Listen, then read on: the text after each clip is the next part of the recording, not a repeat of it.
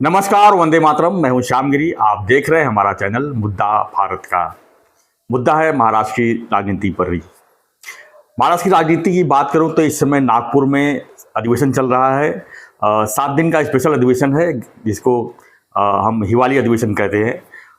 यहाँ पर मुख्यमंत्री ने शपथ भी ली और कैबिनेट का विस्तार भी हुआ, लेकिन अभी खाता वाटप नहीं हो पाया है। यानी कि जो पोर्टफोलियो है, अभी तक जो मंत्री जो कैबिनेट बने हुए हैं उनको नहीं डिस्ट्रीब्यूट हो पाया है।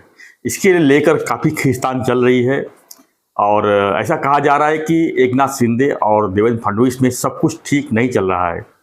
खाते के बंटवारे को लेकर जो है दोनों बड़े नेता आपस में जूझते हुए नजर आ रहे हैं। कल विधान परिषद के अध्यक्ष की चुनाव हुई, जिसमें राम शिंदे को, जो बीजेपी के नेता हैं, वरिष्ठ नेता हैं, उनको अध्यक्ष बनाया गया। उसको लेकर भी एकनाथ शिंदे जी ने तकरार किया और कहा कि यह पद तो मैंने मांगा था और आपने खुद ले लिया, तो हमारे लिए क्या बचा है। यानी कि पहले उन्होंने मुख्यमंत्री को लेकर खींचतान की, मुख्यमंत्री को शपथ विधि को लेकर कितना लंबा समय गैप गया चुनाव के परिणाम के बाद, सभी को पता है। उसके बाद मुख्यमंत्री का शपथ होने के बाद कैबिनेट का विस्तार होने में 1 हफ्ते का समय लग गया। यहाँ तक कि नागपुर अधिवेशन तक इंतजार करना पड़ा कि किसको कोई कैबिनेट में शामिल किया जाना है। कैबिनेट का विस्तार होने के बाद काफ़ी लोगों के पत्ते साफ हुए। कई बड़े नेता जो है मंत्री पद से बाहर हुए, उनकी नाराज़गी अलग चल रही है। लेकिन आखिर में महाराष्ट्र की राजनीति में चल क्या रहा है?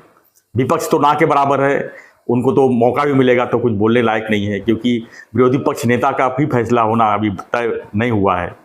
हालांकि उद्धव ठाकरे लगे हैं। उद्धव ठाकरे पिछले दिनों 2 दिन पहले अभी देवेंद्र फडणवीस से मिले हैं और मेरे को लगता है कि उसी विचार से गए होंगे कि कम से कम 20 विधायक उनके हैं, तो विरोधी पक्ष नेता का जो दावेदार है उनको मिलना चाहिए, क्योंकि ये मुख्यमंत्री तय कर सकता है कि अगर कम विधायक हो तो भी उनको विरोधी पक्ष नेता का हक मिल जाता है। ऐसे में उद्धव ठाकरे और देवेंद्र फडणवीस का मिलना भी एक तरह से एकनाथ शिंदे के लिए ठीक नहीं लग रहा था, क्योंकि जिस तरह से उन्होंने कल प्रेस कॉन्फ्रेंस लिया एकनाथ शिंदे जी ने, उन्होंने कहा कि 5 साल तक आपने क्या नहीं कहा देवेंद्र फडणवीस को, पार्टी को तोड़ने से लेके हर चीज़ कहा तो आपने, और अब आके गले मिल रहे हो। तो राजनीति में इस तरह नहीं चलती है कि एक तरफ आप गाली दो, दूसरी तरफ आके आप गले मिलो। तो एकनाथ शिंदे जी को कुल मिला के देखा जाए तो उनके जो बड़े जो नेता हैं उनको भी जो है मंत्री पद से वंचित रखा गया है, जिसमें दीपक केसरकर है, अब्दुल सत्तार है और तानाजी सावंत। ये जो है भरोसे के नेता हैं एकनाथ शिंदे जी के, शिवसैनिक हैं भरोसे के। इनको जो है मंत्री पद नहीं दिया गया है। ये भी नाराज चल रहे हैं कि आखिर में क्या हो रहा है, क्या बीजेपी के कहने पे सब कुछ हो रहा है? आखिर में शिंदे साहब क्यों फैसला नहीं लेते अपना? लेकिन शिंदे साहब भी करें तो क्या करें। आज उन्होंने जो कदम उठाया है, जो 2022 में उनको मुख्यमंत्री पद का जिम्मेदारी दी गई और उन्होंने बखूबी निभाया भी, लेकिन बीजेपी कहीं ना कहीं चाहती है, देखती है कि महाराष्ट्र में 105 विधायक होने के बाद भी वो डिप्टी सीएम बन के रहे, और फिर अगर वो मौका चला गया तो बीजेपी जो बड़ी पार्टी महाराष्ट्र में बनी हुई है कहीं नंबर 2 पे न चली जाए, कभी नंबर 3 पर न चली जाए, क्योंकि बीजेपी एकदम नीचे से ऊपर आई है।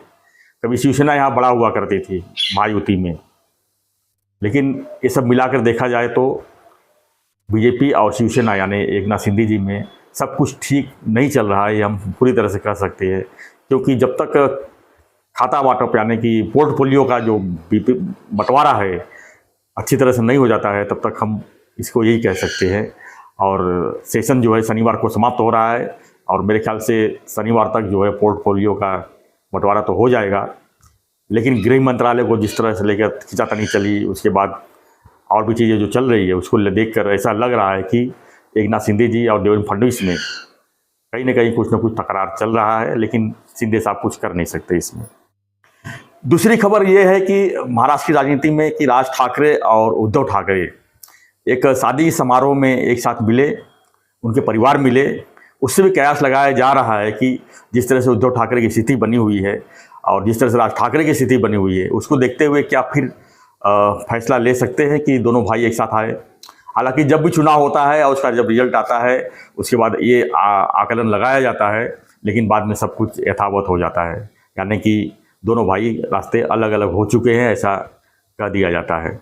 तो बांद्रा के एक होटल में फंक्शन था शादी का, उसमें रश्मि ठाकरे जी और शर्मिला ठाकरे जी का मुलाकात हुआ।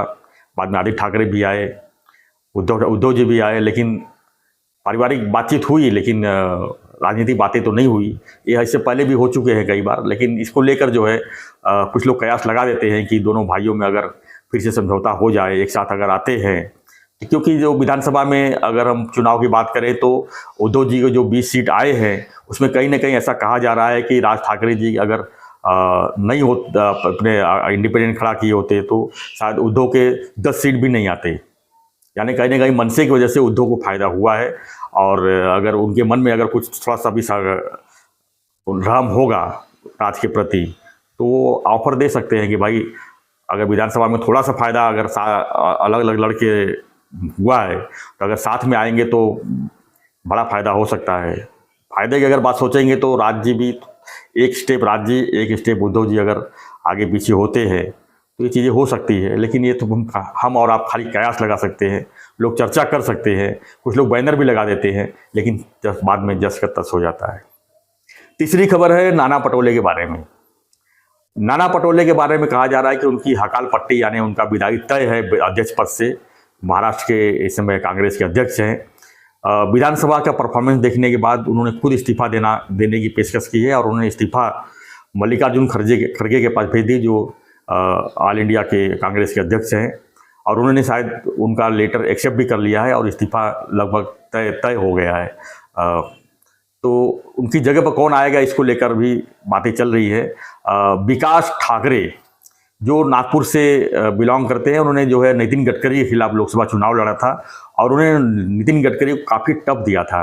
काफ़ी कम अंतर से नितिन गडकरी जी जीत पाए थे और विकास ठाकरे को काफ़ी वहाँ पर वोट मिले थे। तो कुल मिला कहा जा रहा है कि विकास ठाकरे जी जो है इस समय अध्यक्ष बनने के काबिल हैं और उनको जो है महाराष्ट्र प्रदेश का कांग्रेस का अध्यक्ष बनाया जा सकता है। तो फ्रेंड्स, ये 2-3 खबरें थी मेरे पास जो आप तक मैं शेयर करना चाहता था। सबसे बड़ी खबर ये थी कि एकनाथ शिंदे और देवेंद्र फडणवीस जी में सब कुछ ठीक नहीं चल रहा है। जब से देवेंद्र जी मुख्यमंत्री बने हैं, एकनाथ शिंदे जी की जो बॉडी लैंग्वेज है आप देखेंगे तो काफ़ी कुछ बयान करती है, और इसमें कुछ वो भी कुछ नहीं कर सकते और कोई कुछ नहीं कर सकता। 57 विधायक उनके साथ में है, नंबर 2 की पार्टी है उनके पास, लेकिन उनकी चल नहीं पा रही है। यानी कि पोर्टफोलियो से लेके बाकी चीज़ों में जो है उनका चल न रहा है, ऐसा लोग कयास लगा रहे हैं। दूसरी खबर थी राज ठाकरे उद्धव ठाकरे का मिलन का, और तीसरा था नाना पटोले का। तो फ्रेंड्स, आपको हम जो भी खबरें रहेगी राजनीति जुड़ी हुई हम आप तक जरूर पहुंचाएंगे, लेकिन उसके लिए आपको चैनल को सब्सक्राइब करना है, लाइक करना है, शेयर करना है, और बने रहिए हमारे साथ, देखते रहिए हमारा चैनल मुद्दा भारत का। चैनल को फिर से एक बार कह रहा हूँ, लाइक शेयर और सब्सक्राइब जरूर करें। धन्यवाद।